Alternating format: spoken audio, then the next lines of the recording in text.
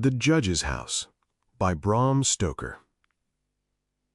When the time for his final college examination drew near, Harold Whitewater made up his mind to find an isolated place to study by himself. In thinking about the right place, he first thought of the seaside, but then realized that the attractions of the seaside would distract him from his studies. Then the other extreme of the rural countryside came to his mind next, but as he reflected on this idea, he realized that he would dread total rural isolation. In the end, he resolved to find some unpretentious little town where there would be nothing to distract him and still just enough of civilization to not drive him stir-crazy. Next, he needed to decide which small town would be appropriate.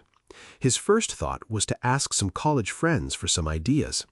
Then he realized that if he took suggestions from his friends, they would recommend places familiar to them and more than likely filled with familiar acquaintances or family members that he would end up having to entertain in some manner or other.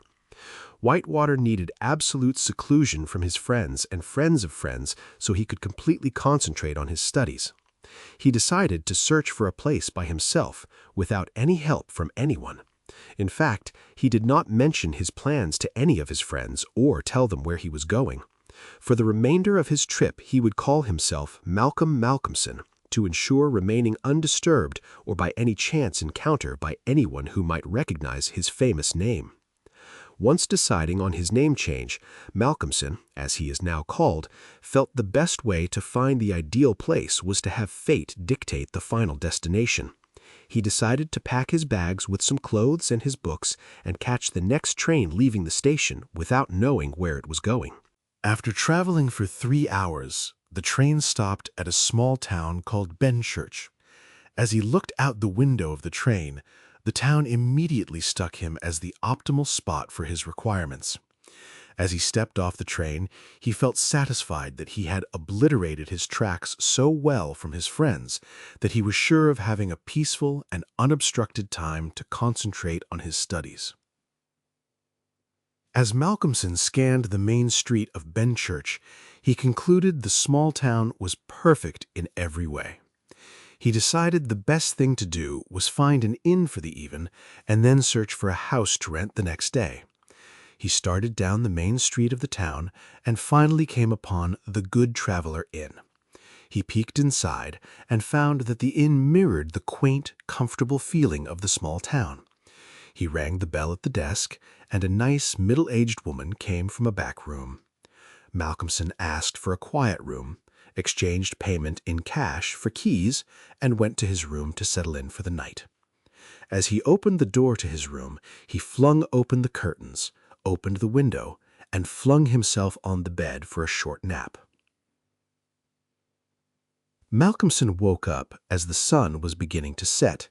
He realized that he had not eaten all day and decided to have dinner at a local pub. As he ordered his dinner, he asked the waiter where he could find a house to rent for a month or so. The waiter told Malcolmson that Benchurch was a market town and every 3 weeks hosted excessive crowds. But for the remainder of the 21 days, it was as like a deserted ghost town. When the market is not in town, there are many places available, but then all the rooms fills up and the town transforms into a roaring storm of excitement. Malcolmson explained to the waiter that he needed a quiet place, undisturbed by the market's noise during his whole stay. The waiter thought for a moment, grew pale, and told Malcolmson that there was only one place he could think of that fit that description. It was called the Judge's House, but, he added, it comes with haunting price. Malcolmson dismissed the superstitious warning and convinced the waiter that if he gave him the address to this ghostly house, his tip would reflect his appreciation. The waiter gave him the address, but refused Malcolmson's tip as he nervously removed the empty plates from his table. Early the next morning, Malcolmson began his search for the judge's house. With address in hand, he would stop and ask the next person he saw directions to the judge's house. As soon as he mentioned the name of the house, without exception, each person would raise their hand, point in a direction, bow their head to the ground, and walk nervously away. It was as if the mere mention of the house's name carried a strange and eerie curse. Finally, as if by chance, Malcolmson found the judge's house. On first glance, it satisfied his wildest ideas of what he was looking for in a study hideaway. It was an old, rambling, heavy-built house of the Jacobean style, with heavy gables and windows, unusually small and set higher than was customary in such houses. It was surrounded with a massively built, high brick wall. In fact, on closer examination, it looked more like a fortified house than an ordinary dwelling. But all these things pleased Malcolmson. Here, he thought, is the very spot I have been looking for. And, just as the waiter suggested, it is not occupied. I will find the rental agent and move in as soon as possible. Malcolmson easily located the rental agent, Mr. Carnford, a local lawyer. He was a genial old gentleman and frankly confessed his delight at anyone being willing to live in the house. "To tell you the truth," said he, "I am only too happy on behalf of the owners to let anyone have the house rent-free for a term of years, if for no other reason than to have the local people get used to the fact that it is inhabited. It has been empty so long that some kind of absurd prejudice has grown up around it. The best way to change this perception is to have someone occupy it, especially if," he added with a sly glance at Malcolmson, "he were a fine gentleman and scholar like yourself." Malcolmson politely refused any thought of renting it for a long time, knowing that in a month he would be back at school. But to ensure that his immediate need to find a place was satisfied, he paid in cash for 3 months' rent in advance. The agent happily handed him the keys, saying, "The house is yours." No more was spoken about the strangeness surrounding the house. He went back to the Good Travelers Inn and rang the bell. The kind lady he saw the night before appeared from the back room. He introduced himself, and she in turn introduced herself. Her name was Mrs. Whittam, the manager of the inn. An investment group owned the inn. She managed the inn's operations and in turn received a small salary and a room located in the rear of the reception desk. Malcolmson asked what the inn could provide for his stay at the judge's house. As soon as she heard where he was staying, she threw up her hands in amazement. "Not in the judge's house," she said, and grew pale as she spoke. "With all the places we have for temporary boarders in this town, why did you choose the one house that carries the curse of the devil?" He explained his situation, how the college exams he was studying for were the most important in his college career, with the results determining his future opportunities in his field. He needed to concentrate on his studies like never before and could not be disturbed by the market's noisy crowds expected in a few weeks. Mrs. Whittam replied, "Well, I understand your future is at stake, and it does get crowded on Main Street. Still, caressing the devil's shadow for the sake of quiet doesn't make sense either." Malcolmson was not a superstitious man and brushed off her talk as fabled myths that abundantly grow up in small towns such as these. As an educated man of mathematics and science, he knew better than to fall victim to these lower-class fairy tales. Mrs. Whitman sensed his disbelief and, wanting to convince Malcolmson of her credibility, continued by explaining, "You know the judge was a man who hated everyone that came into contact with him, except his own aristocratic kind. He hated anything new, he hated those outside of his class, he hated anything with a thought of its own, and he mostly hated the young with their bright ideas. The rich men of the day kept him in power to guarantee their own right. The judge ensured no one would pass through his gate without a severe severance to his ideals, and he was backed by his mob. His mob became quiet when he was present and always made obnoxious noises when he was out of their sight. They were a good team, allying with the devil to ensure their rule. On his deathbed, the judge claimed he would never leave his home or relinquish his power to those whom he hated. And this is the legend that lasts until this day." Malcolmson listened intently, but with an aloof, almost condescending air. He felt that being from such a prestigious college provided him a special understanding that people living in remote and detached places such as Benchurch could not comprehend. These are simple people and honor superstitious legends as an antidote to isolation. Exaggerated events become legends and myths to entertain the common mind, to keep them motivated to continue their mundane lives. Malcolmson felt above the rumors of devils and ghosts. He was a modern man, a man of science, mathematics, and literacy. In fact, his presence in Benchurch could help elevate the thinking of the townspeople if he felt the urge. Malcolmson responded to Mrs. Witham. "But, my dear Mrs. Witham, you should not be so concerned about me.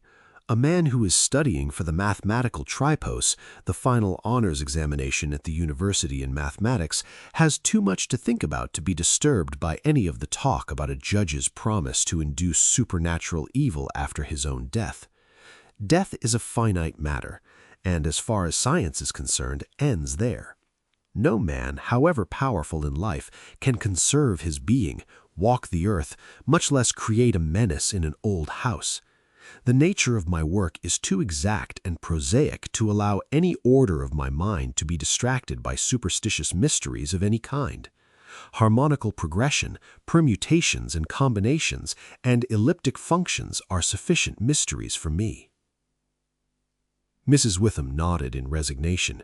She was impressed with Malcolmson, even though she still held firmly inside her soul that the legend of the judge's house held more sway than he would give it. Nevertheless, she agreed to help him get settled in the house, find him a housekeeper, and provide food for his stay. They agreed upon the sum, and Malcolmson began to prepare for his stay at the judge's house.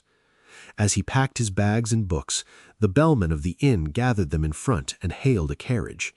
Meanwhile, Mrs. Witham called for the kitchen to prepare food and called for maids to prepare a bed to be shipped to the judge's house. No matter how she felt about the house, a bright young gentleman should have hot meals and should not be sleeping in a bed over 100 years old. When the carriage arrived, both Malcolmson and Mrs. Witham got in. "Why, you don't have to come with me, Mrs. Witham. I can manage with the housekeeper you provided. I will pay you the same, of course, unless your curiosity has gotten the best of you and you would like to lay eyes on the place yourself." "Well, Mr. Malcolmson, I pride myself on my service and merely want to ensure that everything is in place for your stay, although I must admit that by viewing the judge's house, I can provide future guests with the value of first-hand accounts of the devil's exploits. I assure you, Mr. Malcolmson, it is only because I want to ensure value to my customers that I come with you."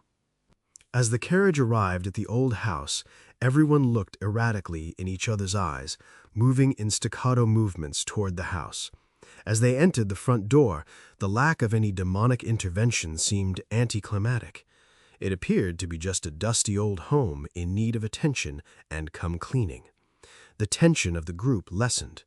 The food was properly placed. Malcolmson selected the great dining room as his main living quarters, and the bed set down in the corner of the room. The doorbell rang, and Mrs. Dempster, the cleaning lady recommended by Mrs. Witham, arrived. Mrs. Dempster did not show the slightest bit of fear of the old house, arriving only a month before from London. The death of her husband and the loss of her son from the fever caused her to move to Benchurch to forget the pain of her loss. She introduced herself and quietly began to clean the room. Mrs. Witham scanned the room with a critical eye and finally muttered, "I will tell you this, Mr. Malcolmson. There is something strange in the air of this room. It strikes me that the devil has found a home and waits for its unsuspecting prey. I know you think I am an old countrywoman with no brains, but I tell you, it doesn't take brains to see what I see, and what I see is not good, but evil. I hope your books will protect you, for surely I can't." With that sullen note, she left back to the Good Traveller's Inn. Mrs. Dempster sniffed in a superior manner as the Mrs. Witham disappeared, thinking Mrs. Witham was merely being rude and unappreciative of Malcolmson's generosity. "This is just a dusty and dirty place, that's all.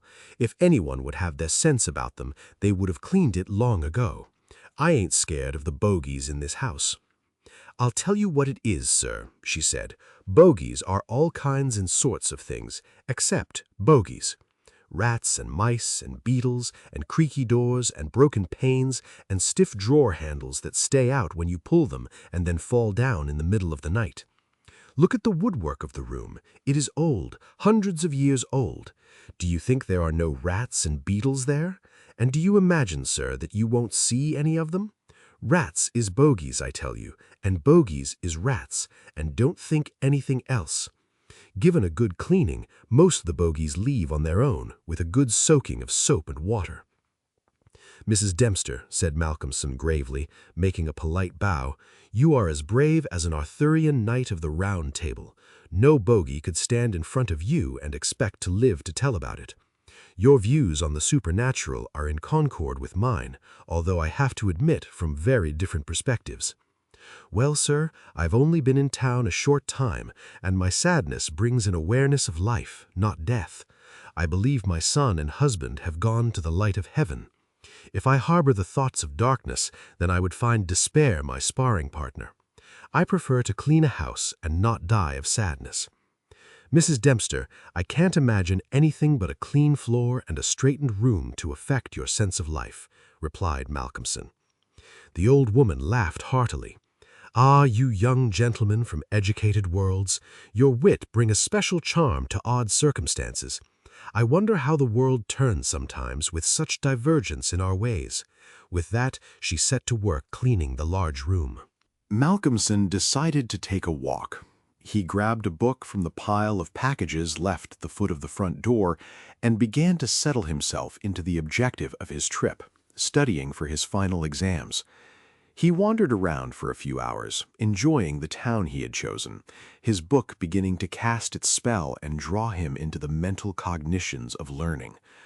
When he arrived back at the judge's house, Mrs. Dempster had swept and tidied his room, started a fire burning the hearth, the lamps lit, and the table spread with a delicious-looking dinner.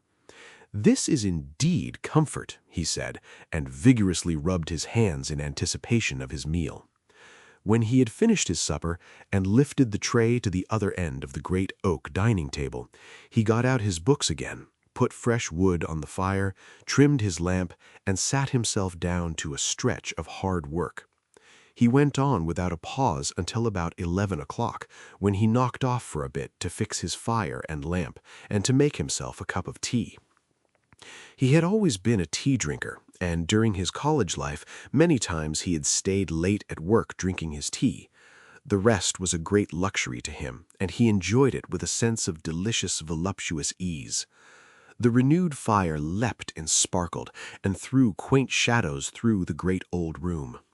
And as he sipped his hot tea, he reveled in the sense of isolation from his usual surroundings and his college friends. It was then that he began to notice, for the first time, how much noise the rats were making. Surely, he thought, they could not have been making that noise the whole time I was studying. If they were, I would have noticed it. Suddenly, as the noise increased, he convinced himself that the noise had just started and wasn't there before. It was evident that at first the rats had been frightened at the presence of a stranger and the light of the fire and lamp, but that as the time went on, they had grown bolder and were now displaying themselves as was their natural inclination.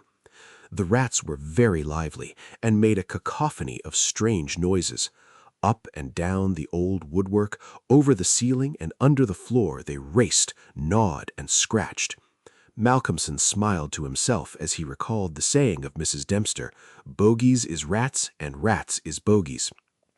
Finally, as the tea began to have its effect of intellectual and nervous stimulus, he felt a relief in tackling another spurt of work and in the sense of security that it gave him. But before he started, he wanted to take one good look around the room, just to be sure. He grabbed his lamp and began shining it into sections of the room. As the light illuminated the room, he wondered why such a quaint and beautiful old house such as this had been neglected for so long. The carvings of the oak on the panels of the woodwork represented master craftsmanship. The work on the doors and windows was beautiful, with a rare meritorious quality. There were some old pictures on the walls. However, their surface was coated with dust and dirt so thick that he could not distinguish any detail in them, even though he held his lamp as high as he could over his head.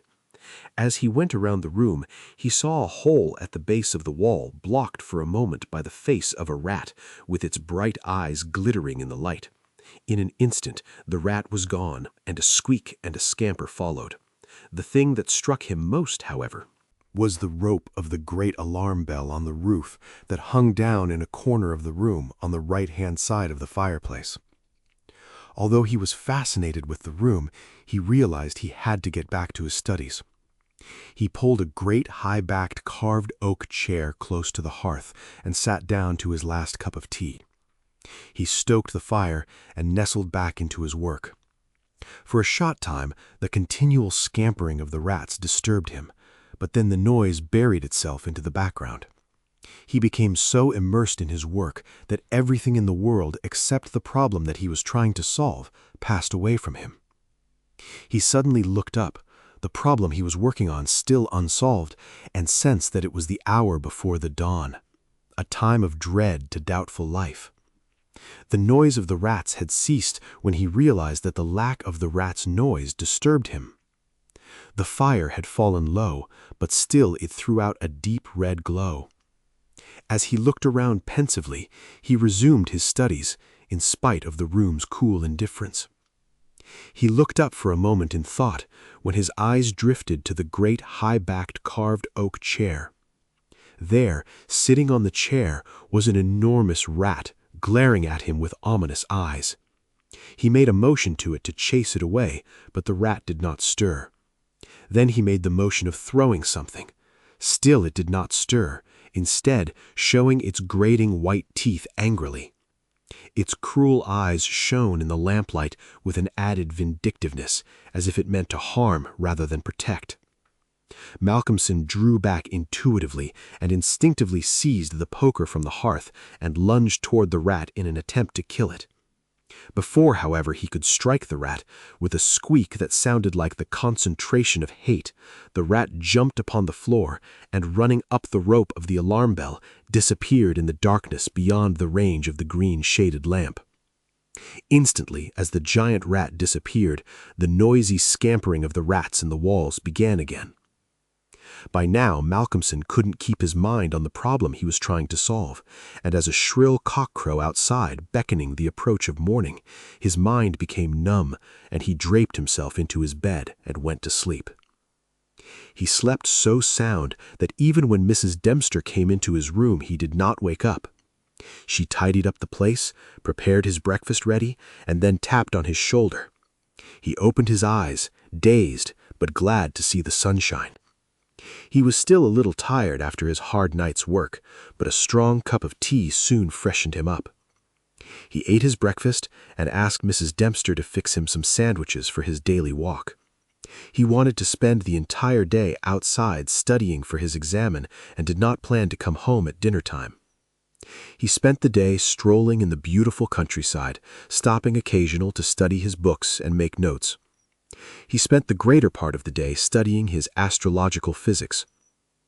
On his way back to the judge's house, he stopped at the Good Travelers Inn to see Mrs. Whittam and thank her for her excellent service and support. When she saw him coming through the bay window, she came out to meet him and asked him in. She was excited to see him, although when she looked at him closely, she couldn't help but say, "You look a little pale this morning, Malcolmson. You must not overdo it, even if you are here for the purpose of relearning your entire curriculum." They both laughed. She continued, "If you work your brain to the breaking point, there will be no need for your final exam." Well, I have to tell you, it's not the ghost of the judge that's going to drive me insane, but the noise of the rats that haunt the place, chided Malcolmson. There was one wicked-looking old devil that sat up on my own chair by the fire and wouldn't go until I took the poker to him, and then he ran up the rope of the alarm bell and hid somewhere up in the wall or in the ceiling. I couldn't see where, it was so dark. It seems even the rats are enchanted by the demon that lives in the house, said Mrs. Whittam. That rat may be the devil himself, coming to the aid of the judge. Just take care, Malcolmson. Malcolmson began to laugh. Her sincere assessment of his situation seemed to put everything in a humorous perspective. "Oh, forgive me," said Malcolmson after a short time. "Don't think I'm trying to be rude, but the idea was too much for me, that the old devil himself was on the chair last night." And at the thought, he laughed again. He looked at his watch and realized he was running late for dinner. He said goodbye to Mrs. Whittam and scurried back the old house. This evening, the scampering of the rats began earlier and had actually been going on before his arrival. It seemed to cease only because his sudden presence disturbed them. He felt the noise was becoming a nuisance, but needed to shrug it off because of his need to study for his examens. He was hungry and anxious to eat dinner. After dinner, he sat by the fire for a while and had a smoke, and then, having cleared his table, began to work as he did before. Tonight, the rats disturbed him more than they had on the previous night. How they scampered up and down and under and over, how they squeaked and scratched and gnawed, how they, getting bolder by degrees, came to the mouths of their holes and to the chinks and cracks and crannies in the walls, until their eyes shone like tiny lamps as the firelight rose and fell. But to him, now that he had become accustomed to them, their eyes were not wicked, only their playfulness touched him. Sometimes the boldest of them came out on the floor or along the moldings of the woodwork. When their noise became too annoying, Malcolmson would make a sound to frighten them, hitting the table with his hand and giving a fierce hish hish, so that they fled straight to their holes. This was how the early part of the night wore on, and, despite the noise, Malcolmson got more and more immersed in his work. All at once he stopped, as on the previous night, overcome by a sudden silence. There was not the faintest sound of gnaw or scratch or squeak. The silence was like a sound of a grave. He remembered the odd occurrence of the previous night, and instinctively he looked at the chair standing close by the fireside, and then a very chilling sensation ran through his body. There, on the great old high-backed carved oak chair beside the fireplace, sat the same enormous rat, steadily glaring at him with sinister eyes. Instinctively, he took the nearest thing to his hand, a book of logarithms, and flung it at the ominous rat. The badly aimed book missed its mark. The rat did not stir. So again Malcolmson chased after the rat with the poker. The rat fled up the rope of the alarm bell, not so much in fear, but more as a wraith-like enticement. Strangely, the departure of the giant rat was instantly followed by the renewal of the noise made by the general rat community. On this occasion, as on the previous one, Malcolmson could not see at what part of the room the rat disappeared, since the green shade of his lamp left the upper part of the room in darkness, and the fire had burned low. He looked at his watch and found it was close to midnight. He stoked the fire and made himself his nightly pot of tea. He had gotten through a fair amount of work and decided he was entitled to a cigarette. So he sat on the great carved oak chair before the fire and enjoyed it. While he was smoking, he began to wonder where the big rat disappeared to, and decided that the first thing tomorrow he would get a rat trap. Accordingly, he lit another lamp and placed it so that it would shine into the right-hand corner of the wall by the fireplace. Then he got all the books he had with him and placed them close to him, ready to throw at the vermin if he appeared again. Finally, he lifted the rope of the alarm bell and placed the end of it on the table, fixing the extreme end under the lamp. As he handled it, he could not help noticing how pliable it was, especially for such a strong rope and one that had not been in use for such a long time. You could hang a man with this rope, he thought to himself. When he finished prepping the corner, he looked around and said confidently, "There now, my friend, I think this time we will learn something about you." He then began his work again, and, though as before somewhat disturbed at first by the noise of the rats, soon lost himself in his proposition and problems. Again, his attention suddenly turned his attention to his immediate surroundings. This time, it was not only the sudden silence that got his attention, there was also a slight movement of the rope, and the lamp moved. Without stirring, he looked to see if his pile of books was within range, and cast his eye along the rope. As he looked, he saw the great rat drop from the rope onto the oak armchair and sat there glaring at him. He raised a book in his right hand, and taking careful aim, flung it at the rat. The rat, with a quick movement, sprang aside and dodged the missile. Then he took another book, and a third, and flung them one after the other at the rat, but each time unsuccessfully. At last, as he stood with a book poised in his hand to throw, the rat squeaked and seemed afraid. This made Malcolmson more eager than ever to strike the rat, and the book flew and struck its mark with a resounding blow. The rat gave a terrified squeak, and after first giving his pursuer a terrible, malevolent look, ran up the chair back and made a great jump to the rope of the alarm bell and ran up it like lightning.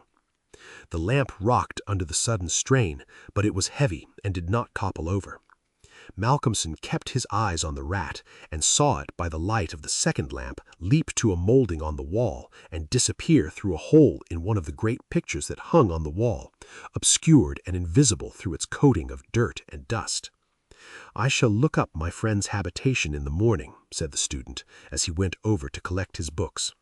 "The third picture from the fireplace. I will not forget it."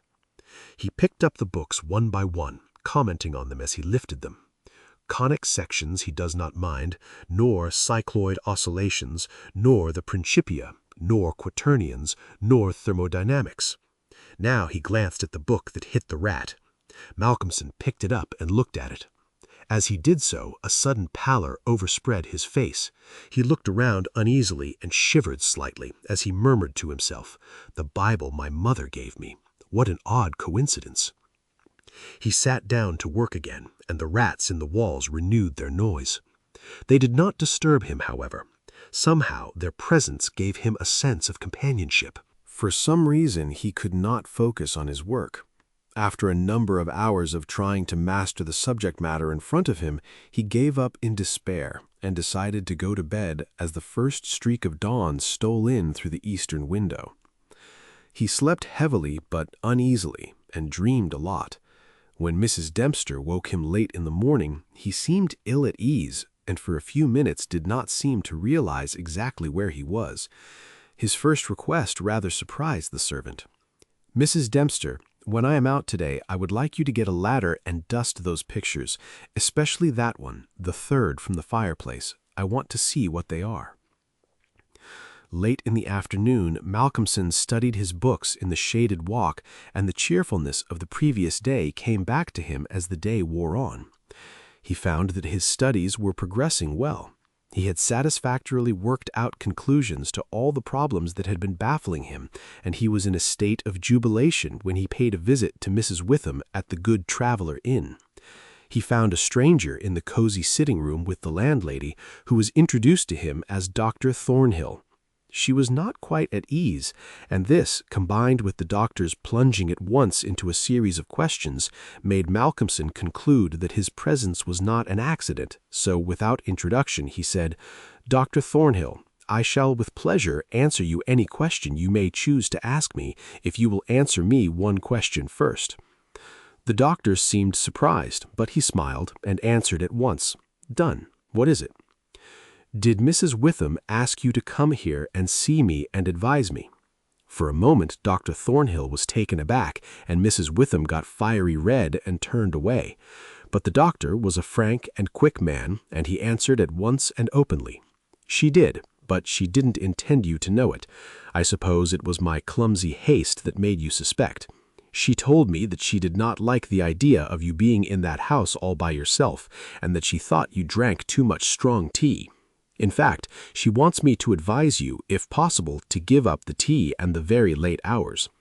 I was a keen student in my time, so I suppose I may take the liberty of a college man and, without offense, advise you not quite as a stranger." Malcolmson, with a bright smile, held out his hand. "Shake, as they say in America," he said. "I must thank you for your kindness, and Mrs. Witham too. And your kindness deserves a mutual return on my part. I promise to take no more strong tea, no tea at all, until you let me. And I shall go to bed tonight at 1 o'clock at the latest. Will that do?" "Excellent," said the doctor. "Now tell us all that you noticed in the old house." So Malcolmson immediately started to tell them in minute detail all that had happened over the last 2 nights. He was interrupted every now and then by some exclamation from Mrs. Witham, until finally, when he told the episode of the Bible, the landlady's pent-up emotions found vent in a shriek, and it was not until a stiff glass of brandy and water had been administered that she regained composure. Dr. Thornhill listened with a face of growing gravity, and when the narrative was complete and Mrs. Witham had been restored, he asked, "The rat always went up the rope of the alarm bell?" "Always." "You know," said the doctor, after a pause, "what that rope is." "No, it is," said the doctor slowly, "the very rope which the hangman used for all the victims of the judge's judicial malice." Here he was interrupted by another scream from Mrs. Witham, and again steps had to be taken to revive her. Malcolmson looked at his watch and found that it was close to his dinner hour and left for home before her complete recovery. When Mrs. Witham was herself again, she almost assailed the doctor with angry questions as to what he meant by putting such horrible ideas into the poor young man's mind. "He has quite enough there already to upset him," she added.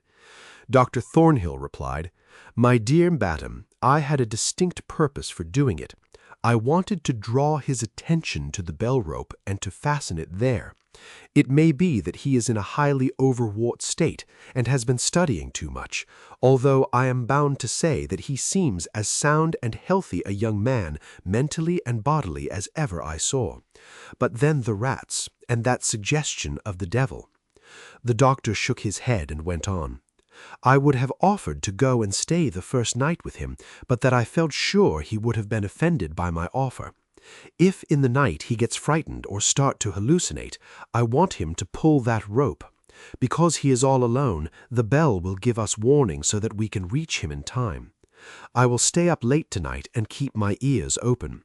Do not be alarmed if Benchurch gets a surprise before morning." "Oh, doctor, what do you mean? What do you mean?" "I mean this, that possibly, no, more probably, we will hear the great alarm bell from the judge's house tonight."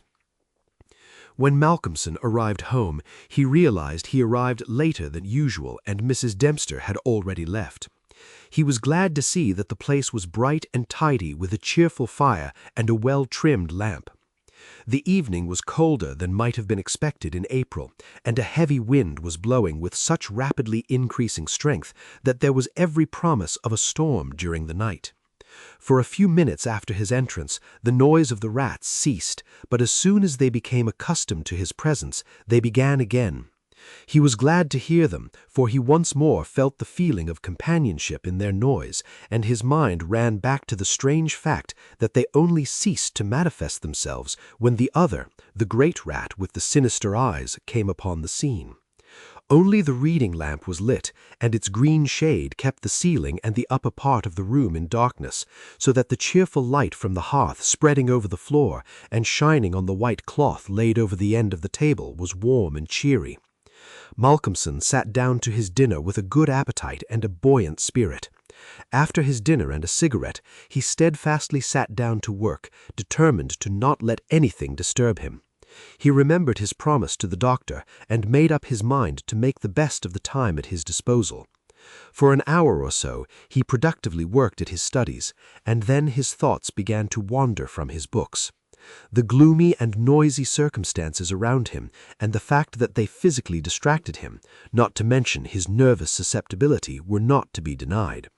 By this time the wind had become a gale, and the gale a storm.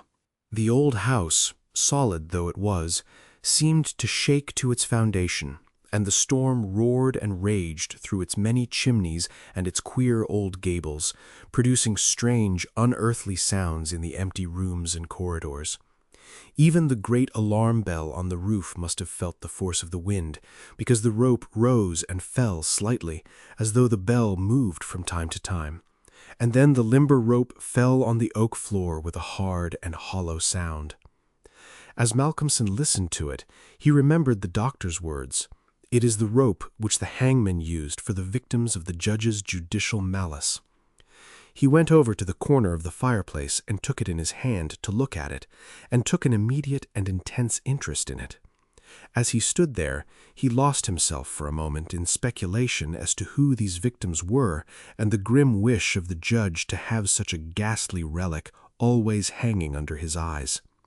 As he stood there, the swaying of the bell on the roof lifted the rope now and again, but then there came a new sensation, a sort of tremor in the rope, as though something was moving along it.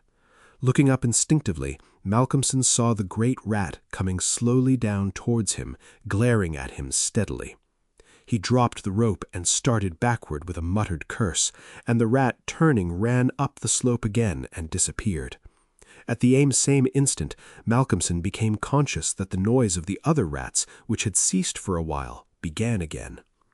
All this got him thinking, and it occurred to him that he had not investigated the lair of the rat or looked at the pictures as he had intended.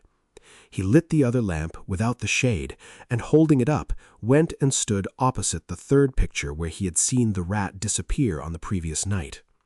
At the first glance, he jumped back so suddenly that he almost dropped the lamp, and a deadly pallor spread over his face. His knees shook, heavy drops of sweat came on his forehead, and he trembled like an aspen tree whose leaves flutter in the lightest wind. But he was young and plucky, and pulled himself together, and after the pause of a few seconds, stepped forward again, raised the lamp, and examined the picture which had been dusted and washed and now stood out clearly. It was of a judge dressed in his robes of scarlet and the white fur of an ermine weasel. His face was strong and merciless, evil, crafty, and vindictive, with a sensual mouth, hooked nose of reddish color, and shaped like the beak of a bird of prey. The rest of the face was of a cadaverous color. The eyes were of a peculiar brilliance, and with a terribly malignant expression. As he looked at them, Malcolmson grew cold, because he saw in the eyes of the judge the very counterpart of the eyes of the great rat. Then the lamp almost fell from his hand. Looking at the picture, he saw the rat with its ominous eyes peering out through the hole in the corner of the picture, and noted the sudden cessation of the noise of the other rats. However, he pulled himself together and went on with the examination of the picture. The judge was seated in a great high-backed carved oak chair on the right-hand side of a great stone fireplace where, in the corner, a rope hung down from the ceiling, its end lying coiled on the floor. With a feeling of horror, Malcolmson realized the scene of the room in the picture was exactly the same as the room in which he stood. He turned around suddenly and gazed around him in an awestruck manner, as though he expected to find some strange presence behind him. Then he looked over to the corner of the fireplace, and with a loud cry he let the lamp fall from his hand. There, in the judge's armchair, with the rope hanging behind, sat the rat with the judge's ominous eyes, intensified with a fiendish leer. Except for the howling of the storm outside, there was silence. The noise of the fallen lamp brought Malcolmson back to reality. Fortunately, it was made of metal, and so the oil did not spill. Thankfully, the practical need of attending to it once settled his nervous apprehensions. When he finished adjusting the lamp, he wiped his brow and thought for a moment. "This will not do," he said to himself. "If I go on like this, I will become a crazy fool. This must stop. I promised the doctor I would not drink tea. Thank heaven for that. He was right. My nerves would have gotten into a bizarre state. Funny I did not notice it. I never felt better in my life. However, it is all right now, and I will not be such a fool again." Then he mixed himself a good stiff glass of brandy and water and resolutely sat down to his work. It was nearly an hour when he looked up from his book, disturbed by the sudden stillness. Outside, the wind howled and roared louder than ever, and the rain drove in sheets against the windows, beating like hail on the glass. Inside, however, there was no sound whatever, except the echo of the wind as it roared in the great chimney, and now and then a hiss as some few raindrops found their way down the chimney in a lull of the storm. The fire had fallen low and had ceased to flame, though it threw out a red glow. Malcolmson listened attentively and presently heard a thin, squeaky noise, very faint. It came from the corner of the room where the rope hung down, and he thought it was the creaking of the rope on the floor as the swaying of the bell raised and lowered it. Looking up, however, he saw in the dim light the great rat clinging to the rope and gnawing it. The rope was already nearly gnawed through. He could see the lighter color where the strands were laid bare. As soon as he looked up to the rope, the job was completed, and the severed end of the rope fell clattering on the oaken floor. For an instant, the great rat remained like a tassel at the end of the rope, which now began to sway back and forth. Malcolmson felt another pang of terror as he realized that the possibility of calling the outer world to his assistance was cut off. Then an intense anger took his horror's place, and seizing the book he was reading, he hurled it at the rat. Even though the book was right on target, the rat dropped off and struck the floor with a soft thud before the missile could reach him. Malcolmson instantly rushed over towards the great rat, but it darted away and disappeared in the darkness of the shadows of the room. Malcolmson felt that his work was over for the night, and determined then and there to vary the monotony of the proceedings by a hunt for the rat. He took off the green shade of the lamp to ensure a wider spreading light. As he did so, the gloom of the upper part of the room was relieved, and in the new flood of light, much greater compared with the previous darkness, the pictures on the wall stood out boldly. From where he stood, Malcolmson saw right opposite him the third picture on the wall from the right of the fireplace. He rubbed his eyes in surprise, and then a great fear began to come upon him. At the center of the picture, the judge had disappeared from the image, and only the white of the canvas remained. Malcolmson, his body dripping in a chill of horror, turned slowly around, began to shake and tremble like a man in palsy.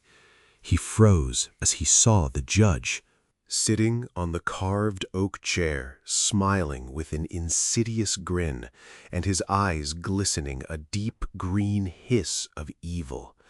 Malcolmson's strength left him as he stared at the judge.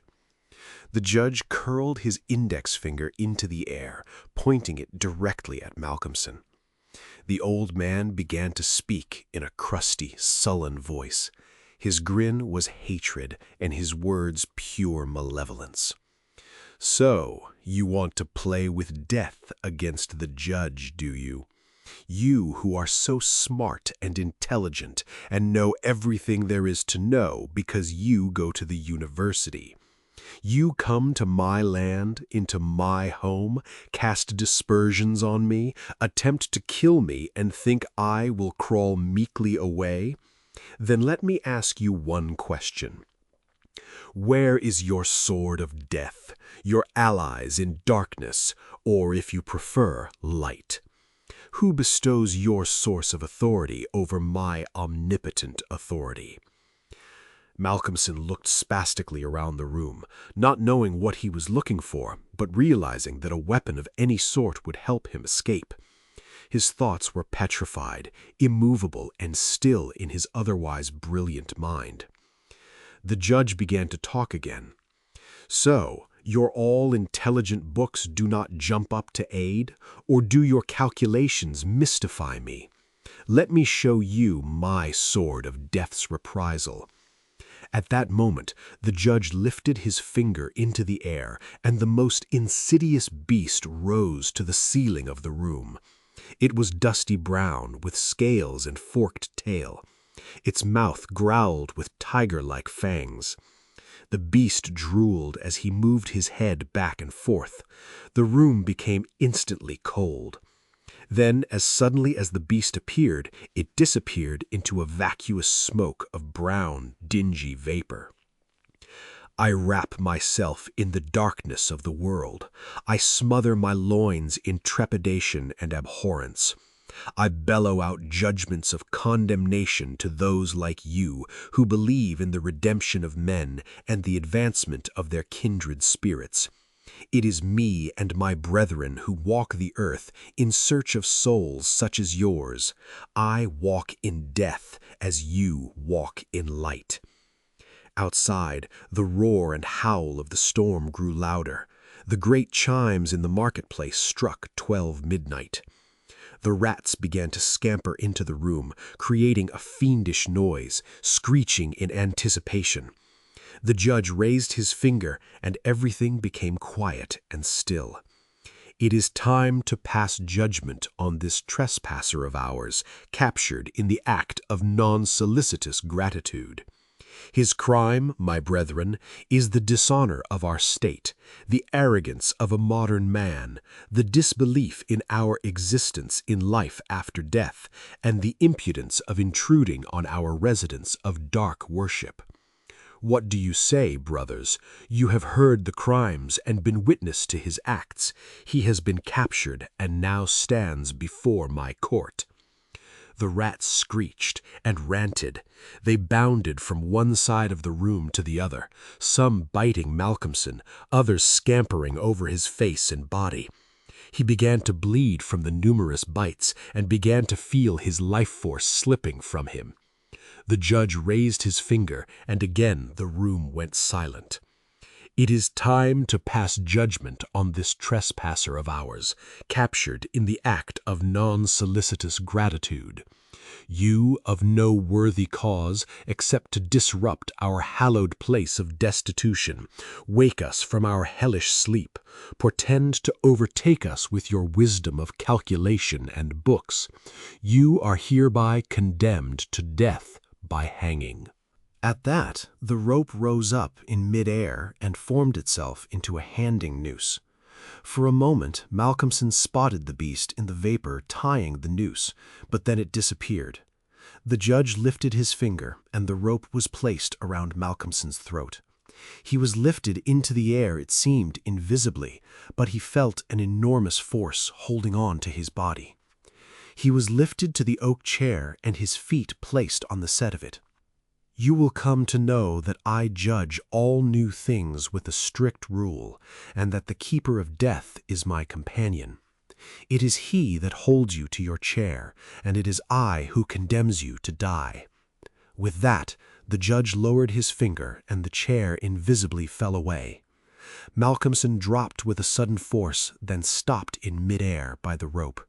His feet dangled, and his body shook. His face turned red, then purple, his eyes looking in disbelief of the moment. A few moments later, Malcolmson's body became limp. Suddenly, the bell on top of the judge's house began to toll. Dr. Thornhill raised up in complete horror. "The time has come," he said, and with that began to wake up as many townspeople as he could to go to the judge's house and assist Malcolmson. A crowd soon assembled. Lights and torches of various kinds appeared, and soon a large body of townspeople had assembled outside the judge's house. They knocked loudly at the door, but there was no reply. Then they burst in the door and poured into the great dining room, the doctor at the head of the crowd. There, at the end of the rope of the great alarm bell, hung the body of the student, and on the face of the judge in the picture was a malignant smile. The crowd gathered around the body. Mrs. Witham held her hand to her mouth, slinking downward in shock. Mrs. Dempster moved her way to the front of the crowd, looking around the room in disbelief. Dr. Thornhill crouched down and placed 2 fingers on the dead man's throat. "He's dead. We'll have to inform his next of kin," explained Dr. Thornhill, as he looked straight ahead to the ground. "Mrs. Witham, if you give me his previous residence, I will be sure to contact the authorities to begin the process." "I do not have any information on the young gentleman, Dr. Thornhill. He paid in cash and left no ledger of his permanent address. All I know is that his name is Malcolmson." Mrs. Witham was stymied by the fact she had come to know Malcolmson without knowing anything about his past, where he was from, except that he was a student of a college about to take his exams. Over the next few months, after repeated inquiries to many universities and colleges, no match was found of the Benchurch guest. He was buried in the Benchurch graveyard near the judge's house, beside many of the judge's victims lay buried beside him. And because of this story and many others that were to come over the years, the people of Benchurch still proclaim that the judge's pledge of maintaining his domain for eternity is aided with a living underworld of darkness along with his evil clan. The bogey is a rat, and the rat is a bogey.